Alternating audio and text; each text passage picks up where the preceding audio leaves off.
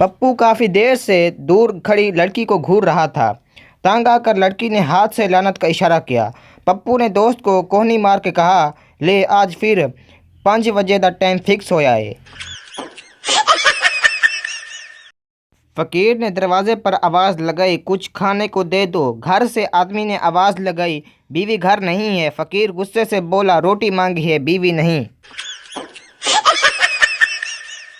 शीदा, सुना है तुम्हारी मुर्गी साइकिल के नीचे आ गई थी, मरी तो नहीं? मीदा, नहीं, बच गई है, मगर अब अंडे टूटे हुए देने लगी है। माँ, पप्पू, ये दरवाजे पर गंदे हाथों के निशानात तुम्हारे हैं? पप्पू, जी नहीं अम्मी जान, मैं तो लात मार कर दरवाज़ा खोलता हूँ।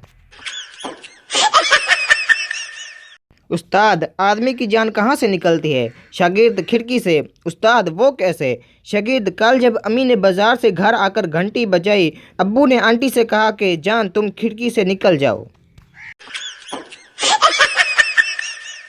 उस्ताद, बकरी की कितनी टांगें होती हैं? शागिर्द, सर ये तो कोई बेवकूफ़ भी बता दे। उस्ताद, इसीलिए तो तुमसे पूछ रहा हूँ।